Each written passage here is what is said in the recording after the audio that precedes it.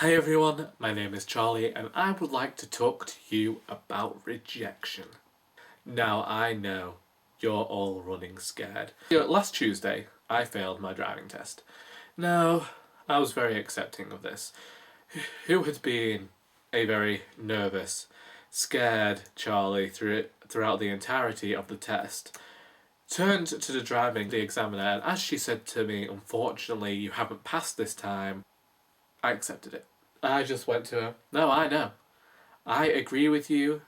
She told me how I'd failed. It was a stupendously terrible parallel park. And she said to me, she told me that. And I said to her, "No, I accept it entirely," and informed everybody that had it been me, I would have done the same thing. I would have failed me too, because I was terrible. And I knew that I was terrible. And I went home and I told everybody. And I texted people and let them know. And because I'm sarcastic, nobody believed me. But eventually they got their heads around the idea that I wasn't a perfect, pristine diamond. They get 364 days a year to think that, so let them have one where they realise that I have a few flaws. It got me to thinking that I wanted to talk about rejection and how I feel that receiving rejection letters as a writer, it toughens you up a bit. Let's talk about the first time I ever received a rejection letter as a writer. I was 15.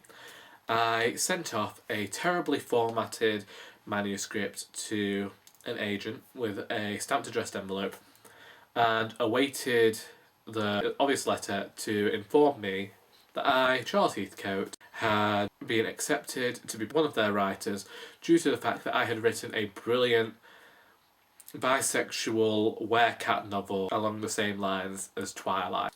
We fast forward to about 6 weeks down the line.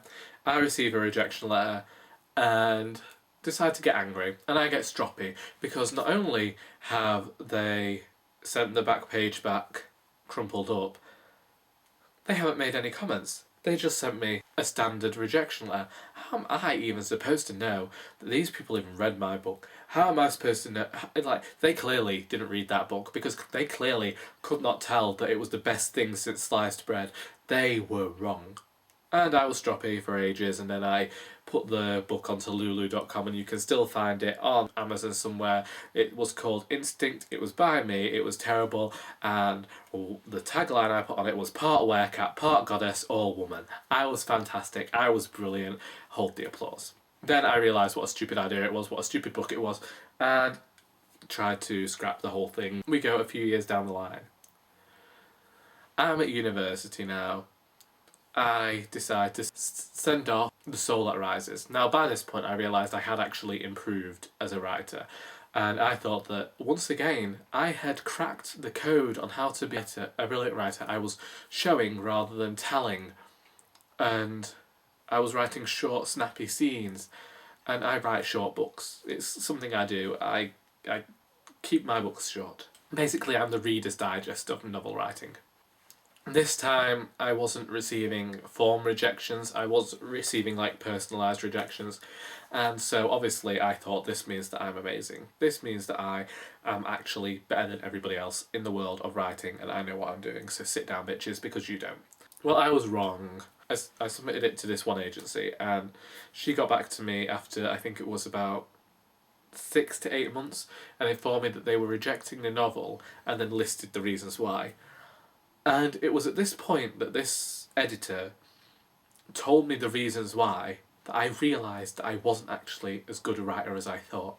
But then, at this point, I moved on and I was like, I'm writing a children's book now. And I'm writing a children's book and it's going to be the best children's book that ever was. It's going to beat Harry Potter. I mean, life goals.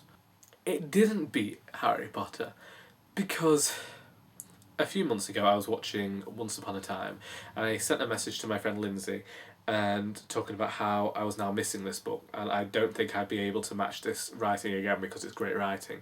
Then I got to the 4th chapter and everything went downhill. It was so terrible. I don't know what changed, why this book suddenly became terrible, but I realised all the problems with it. I'm gonna go back in time now. See, this is a time skip thing. We're going back in time to the same time when we're receiving rejection letters for Juniper Brown. I sent off I sent off the charity shop radio play to the BBC. You can go and read that on my website. I'll link somewhere.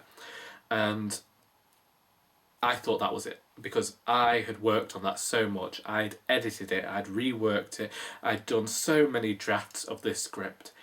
And then I received the rejection letter to receive, well, it was an email. I received this email to end all rejection emails out there. I mean, I thought at this point that I could handle rejection. I'd received about 23 to 25 rejection letters on Juniper Brown, and each time I just accepted the words and been like, well, okay, that's fine. We've received this rejection.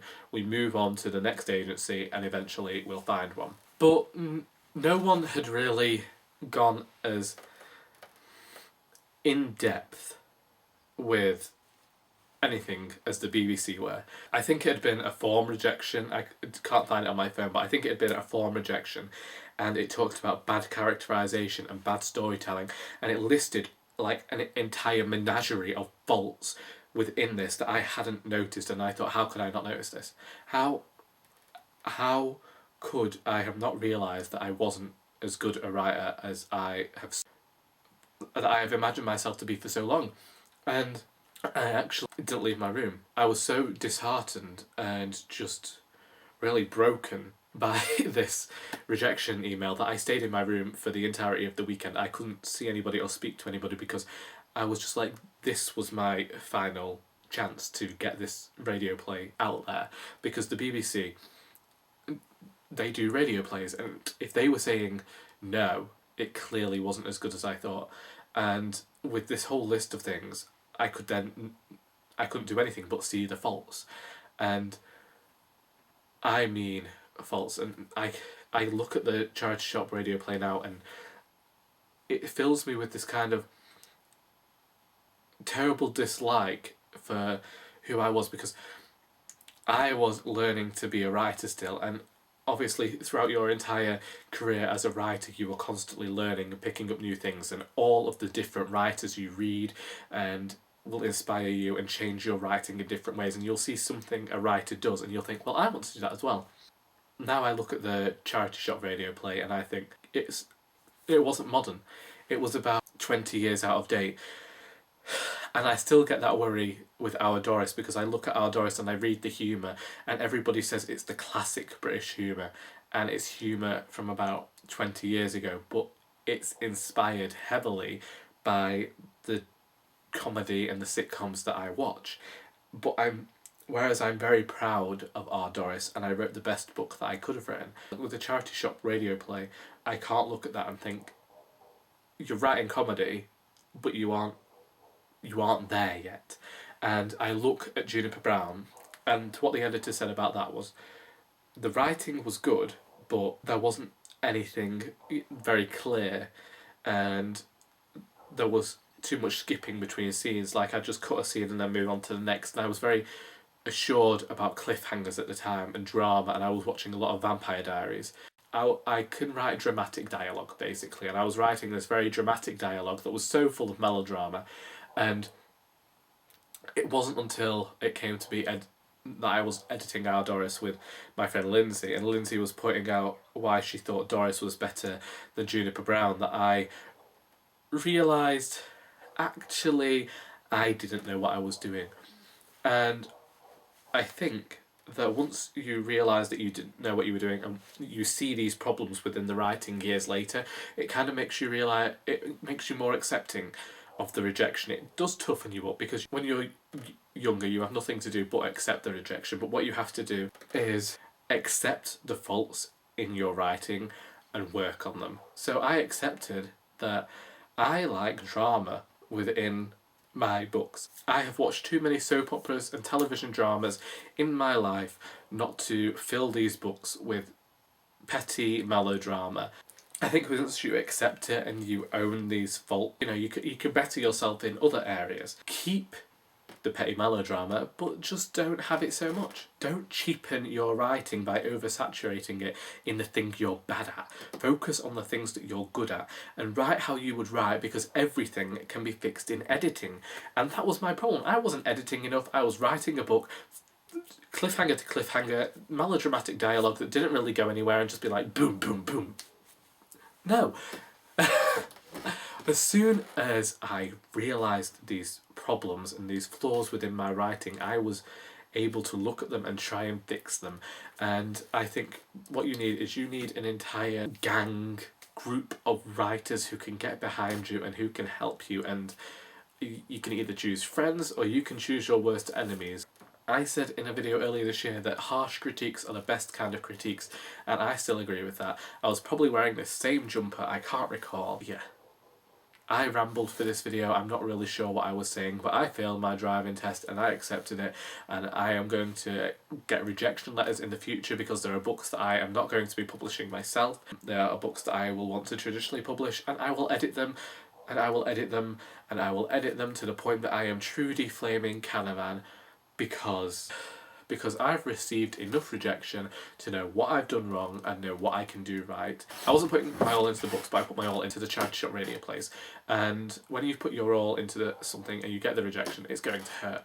But you just have to accept it and work on being better next time. And it's very difficult once you get this rejection letter to see further. But allow yourself to feel sad for a bit of time and then move on, get over it, because there's really nothing that you can do about it. Anyway, this was a very dark, rambling video. If you have any questions, please ask them down below. I hope you found some semblance of enjoyment within this video, and until next time, that is all.